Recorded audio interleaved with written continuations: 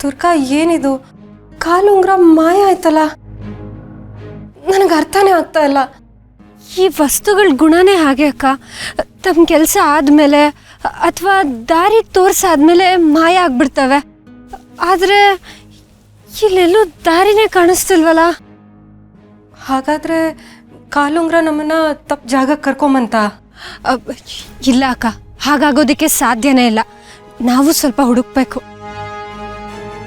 ಈ ಕಾಲುಂಗ್ರ ನಮ್ಮನ್ನ ಇಲ್ಲಿ ಕರ್ಕೊಂಬಂದಿದೆ ಅಂದರೆ ಇಲ್ಲೇನೋ ವಿಶೇಷ ಇದೆ ಅಂತಾನೆ ಅರ್ಥ ಇರು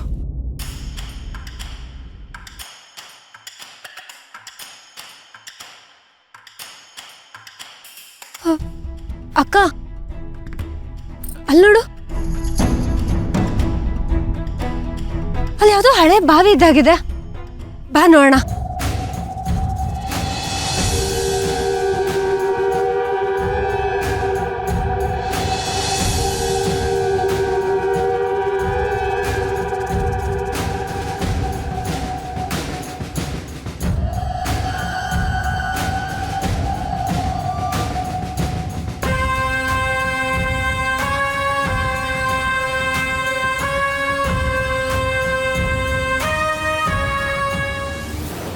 ದುರ್ಗಾ ಈ ಬಾವಿ ಒಳಗಡೆ ಏನೋ ಇದೆ ಅಂತ ಅನ್ನಿಸ್ತಾ ಇದೆ ಇರು ನಾನು ಹೋಗಿ ನೋಡ್ತೀನಿ ಅಕ್ಕ ಏನ್ ಮಾಡ್ತಿದ್ಯಾ ನೀನು ಇದು ಹಳೆ ಬಾವಿ ಅನ್ಸುತ್ತೆ ಈ ಬಾವಿ ಎಷ್ಟು ಆಳ ಇದೆಯೋನೋ ಯಾರಿಗೆ ಗೊತ್ತು ನಿನ್ಗೇನಾದ್ರೂ ಆದ್ರೆ ಏ ದಡ್ಡಿ ನಾನು ಮನುಷ್ಯಳಲ್ಲ ಆತ್ಮ ಅಂತ ಮರ್ತೋಯ್ತಾ ನನಗೇನು ಆಗಲ್ಲ ನಾನು ಹೋಗಿ ನೋಡ್ತೀನಿ ಆದರೂ ನೀನು ಒಬ್ಳೆ ಹೋಗೋದು ಬೇಡ ಅಕ್ಕ ನಿನ್ನ ಜೊತೆ ನಾನು ಬರ್ತೀನಿ ಆದರೆ ನಾವು ಏನನ್ನು ಹುಡುಕ್ತಿದ್ದೀವಿ ಅಂತ ನನಗೆ ಗೊತ್ತಾಗ್ತಿಲ್ಲ ಅದೇ ನನಗೂ ಗೊತ್ತಿಲ್ಲ ದುರ್ಗಾ ಆದರೆ ಆ ವಸ್ತು ನಮಗೆ ಸಿಕ್ಕಿದಾಗ ನಮಗೆ ಖಂಡಿತ ಅರ್ಥ ಆಗತ್ತೆ ಯಾವುದೋ ಒಂದು ಮುಖ್ಯವಾದ ವಸ್ತು ಇಲ್ಲಿ ಅಡಗಿದೆ ಅನ್ನೋದು ಮಾತ್ರ ನಿಜ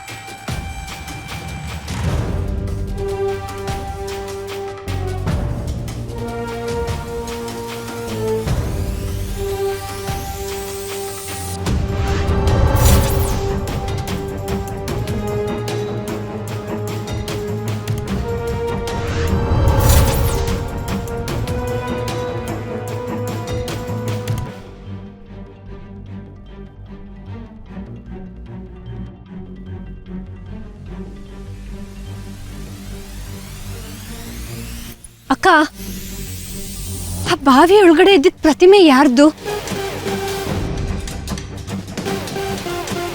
ಅಕ್ಕ ಆ ಪ್ರತಿಮೆ ಯಾರ್ದು ಅಂತ ನಿನಗೆ ಗೊತ್ತಿಲ್ವಾ ನೀನು ಹೇಳಲೇಬೇಕು ಆ ಕಾಲುಂಗ್ರ ನಮ್ಮನ್ನ ಇಲ್ಲಿವರೆಗೂ ಯಾಕೆ ಕರ್ಕೊಂಬಂತು ಪ್ರತಿಮೆ ಇರೋ ಬಾವಿನ ನಮಗೆ ಯಾಕೆ ತೋರಿಸ್ತು ಆ ಪ್ರತಿಮೆ ಯಾರ್ದು ನೀನು ಹುಡುಕ್ತಾ ಇದ್ದಿದ್ದು ಇದನ್ನೇನಾ ಏನಕ್ಕ ಇದಲ್ಲ ಹೌದು ದುರ್ಗಾ ನಾವು ಹುಡುಕ್ತಿದ್ದ ದಾರಿ ಇದೆ ದಾರಿ ಅಂದ್ರೆ ಈ ಪ್ರತಿಮೆಗೂ ನೀನು ಹುಡುಕ್ತಾ ಇರೋದಕ್ಕೂ ಏನ್ ಸಂಬಂಧ ಅಷ್ಟಕ್ಕೂ ಈ ಪ್ರತಿಮೆ ಯಾರ್ದಕ್ಕ ಆ ಕಾಲುಂಗ್ರ ನಮ್ಮನ್ನ ಇಲ್ಲಿವರೆಗೂ ಕರ್ಕೊಂಡ್ ಬಂದಿದೆ ಅಂದ್ರೆ ಈ ಪ್ರತಿಮೆ ಹಿಂದೆ ಏನಾದ್ರೂ ರಹಸ್ಯ ಇರ್ಬೋದಾ ನೀನು ನೀನು ಈ ಪ್ರತಿಮೆನ ಹುಡುಕ್ತಾ ಇದ್ದಿದ್ದು? ಇದೆಲ್ಲ ಯಾರ್ದು? ಈಗ್ಲಾದ್ರೂ ಏನು ಅಂತ ಹೇಳಕ್ಕ. ದುರ್ಗಾ, ನೀನು ಕೇಳ್ತಿರೋ ಎಲ್ಲ ಪ್ರಶ್ನೆಗಳಿಗೂ ಉತ್ತರ ಕೊಡ್ತೀನಿ, ಹೇಳಲ್ಲ ಅಂತ ಹೇಳ್ತಿಲ್ಲ. ಆದರೆ ಅದಕ್ಕೂ ಮುಂಚೆ ನಾನು ಹೋಗಿ ಅಪ್ಪನ ಭೇಟಿ ಮಾಡಬೇಕು. ಅವ್ರ ಹತ್ರ ಕೆಲವು ವಿಷಯಗಳನ್ನ ಕೇಳಿ ತಿಳ್ಕೋಬೇಕು. ಅಕ್ಕ, ನೀನು ಅಪ್ಪನ ಆಮೇಲೂ ನೋಡ್ಬೋದು. ಆದರೆ ನಿನ್ಗೇನು ಗೊತ್ತಿದೆಯೋ ಮೊದಲು ನನಗೂ ಗೊತ್ತಾಗಬೇಕು.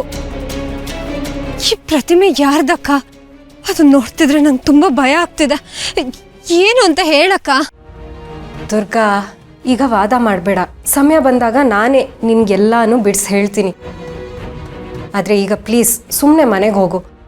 ನಿನಗೆ ನನ್ನ ಮೇಲೆ ನಂಬಿಕೆ ಇದೆ ತಾನೆ? ಸರಿ, ಹಾಗಾದರೆ ಹೋಗು.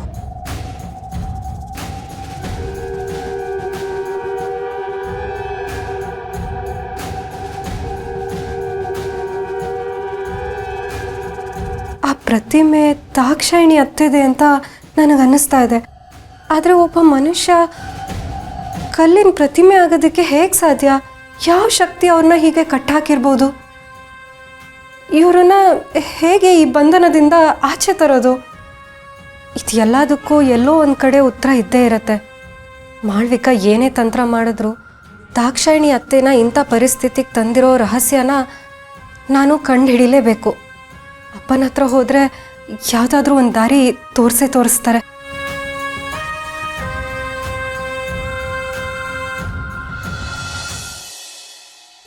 ತರುಣ್, ಆ ಕರ್ಟನ್ಸಿನ್ ಎಷ್ಟು ಅಲ್ಟಿಮೇಟ್ ಆಗಿತ್ತು. ಅಣ್ಣನ ಮುಖ ಆಲ್ಮೋಸ್ಟ್ ಎಕ್ಸ್ಪೋಸ್ಡ್ ಆಗಿಬಿಟ್ಟಿತ್ತು. ಪಾಪ ಅದಕ್ಕೆ ನಾಚಿಕೆಯಿಂದ ಓಡೇ ಹೋಗ್ಬಿಟ್ರು.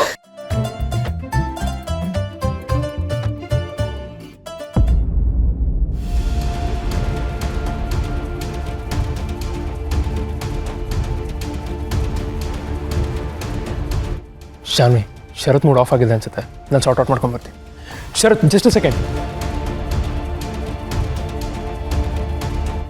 ಶರತ್, ಶಾನ್ವಿ ಸುಮ್ಮನೆ ನಗಾಡ್ತಿದ್ಲು ಅಷ್ಟೇ. ನಿನ್ಗೆ ಆಕ್ವರ್ಡ್ ಅನ್ಸಿದ್ರೆ ಐಮ್ ಸಾರಿ. ಲುಕ್ ತರುಣ್, ನಾನು ನಿನಗೆ ಸ್ಟ್ರೈಟಾಗಿ ಹೇಳ್ತಾ ಇದ್ದೀನಿ, ನೀನು ದುರ್ಗನ ಕಾಪಾಡೋದಕ್ಕೆ ಹೆಲ್ಪ್ ಮಾಡಿದೆ ಅನ್ನೋ ಒಂದೇ ಒಂದು ರೀಸನ್ಗೆ ನಾನು ಸುಮ್ಮನಿದ್ದೀನಿ. ಅದರ ಅರ್ಥ ನೀನು ಶಾನ್ವಿ ಜೊತೆ ಡೇಟ್ ಮಾಡ್ಬೋದು, ಅವಳನ್ನ ಮದುವೆ ಆಗೋ ಕನಸು ಕಾಣ್ಬೋದು ಅಂತ ಅಲ್ಲ.